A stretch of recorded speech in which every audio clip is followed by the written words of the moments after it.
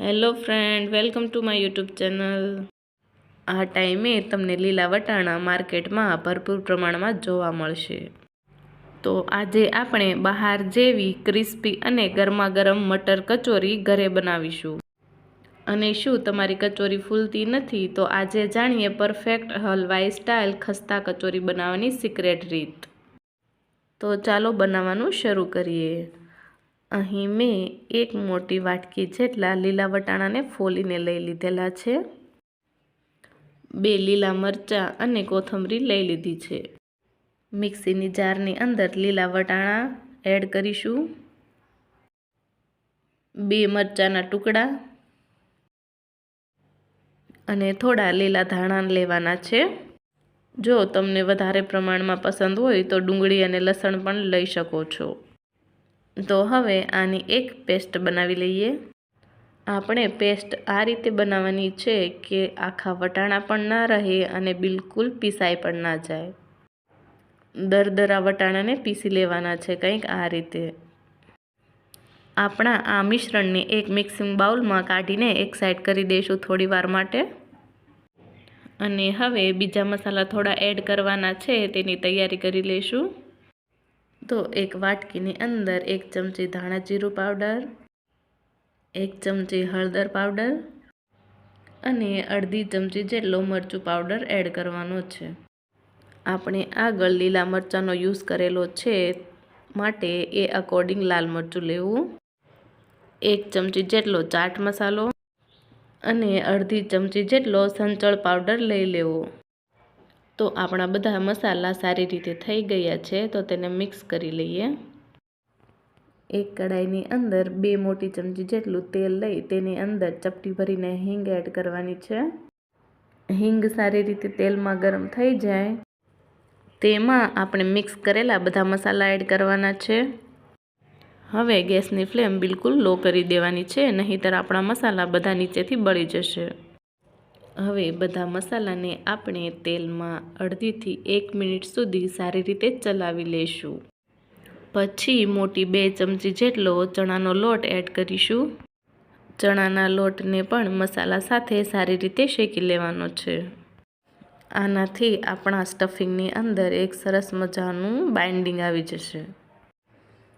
હલકી હલકી લોટની સુગંધ ન આવે ત્યાં સુધી તેને સારી રીતે શેકી લેવાનો છે। તો અહીં આપણો લોટ શેકાઈ ગયો છે અને મસાલો પણ રેડી થઈ ગયો છે।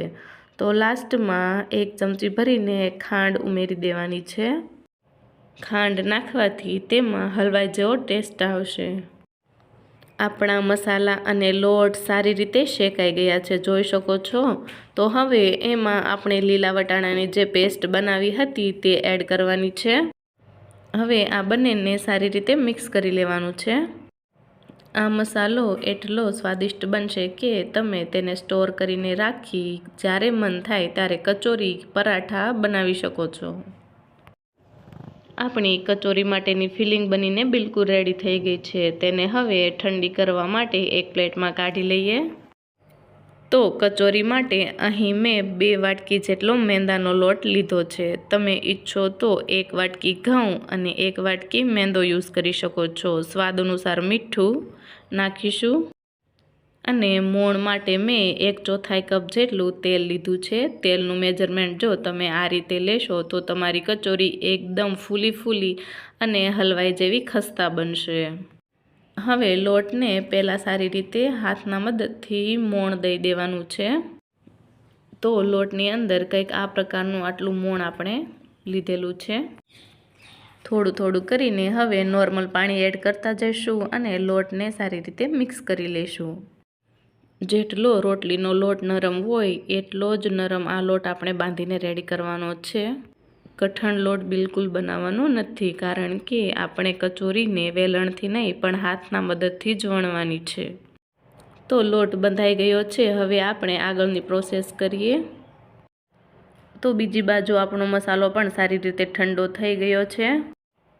આ ફિલિંગને તમે સ્ટોર કરીને પણ રાખી શકો છો। હવે આ મસાલાને બંને હાથના મદદથી ગોળ ગોળ બોલ્સ બનાવી લઈશું। તમે ઈચ્છો તે સાઈઝના બોલ બનાવી શકો છો। થોડો થોડો મસાલો લઈને બધાયને એક પછી એક આ રીતે બોલ બનાવીને રેડી કરી લઈશું.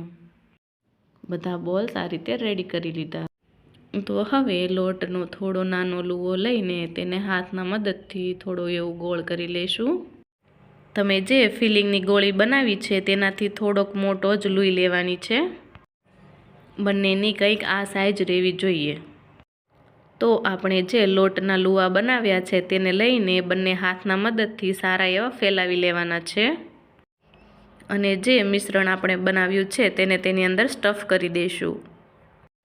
આ રીતે તેને સ્ટફ કરશો તો તમારી કચોરી ક્યારેય ફાટશે નહીં અને વધારાનો એક્સ્ટ્રા લોટ હોય એ પણ નીકળી જશે. હવે આ રીતે કંઈક લુવા બનાવીને તૈયાર કરી લેવાના છે. અત્યારે પ્રેસ કરવાની કોઈ જરૂરત નથી. બધી કચોરીને સેમ ટુ સેમ આ રીતે સ્ટફ કરીને રેડી કરી લઈશું. અહીં આપણી બધી કચોરી સ્ટફ થઈ ગઈ છે. તો બીજી બાજુ આપણે ગેસ ઉપર તેલ ગરમ કરવા રાખી દીધેલું છે. હવે કચોરીને બંને હાથના મદદથી હલકી હલકી પ્રેસ કરીને કંઈક આ રીતે રેડી કરી લેવાની છે. આપણી કચોરીને હવે ફ્રાય કરી લેવાની છે. તેલ બિલકુલ નોર્મલ ગરમ રાખવાનું છે અને ગેસની ફ્લેમ એકદમ સ્લો રાખવાની છે. જો કચોરીને લો ફ્લેમ પર ફ્રાય કરશો તો જ તે ખસ્તા બનશે, નહીંતર અંદરથી એકદમ કાચી રહેશે. કચોરીને તેલમાં નાખ્યા પછી 2 થી 3 મિનિટ સુધી સારી રીતે ફ્રાય થવા દેવાની છે. તે પહેલાં બિલકુલ પલટાવવાની જરૂરત નથી. આપણી કચોરી 2 થી 3 મિનિટ સુધી સારી રીતે ફ્રાય થઈ ગઈ છે. હવે તેને પલટાવી લઈશું. તો હવે કચોરી સરસ મજાની ગોલ્ડન બ્રાઉન કલરની થઈ ગઈ છે. 1 થી 2 વાર પલટવાથી તે સરસ મજાની ફ્રાય થઈને રેડી થઈ જશે. તો આપણી કચોરી સરસ મજાની ફ્રાય થઈ ગઈ છે. આ રીતે સ્લો ફ્લેમ પર બધી કચોરી બનાવીને ફ્રાય કરી લેવાની છે. તો ફ્રેન્ડ્સ, રેડી છે આપણી હલવાઈ જેવી ખસ્તા લીલા વટાણાની કચોરી. આ કચોરીને ગરમા ગરમ આંબલીની ચટણી સાથે પીરસો અને શિયાળાની મજા માણો. બહાર જેવી જાળીદાર અને ટેસ્ટી કચોરી હવે ઘરે બનાવો. જો આ રેસિપી ગમી હોય તો કોમેન્ટ જરૂર કરજો. Thank you watching for my video. Like, share and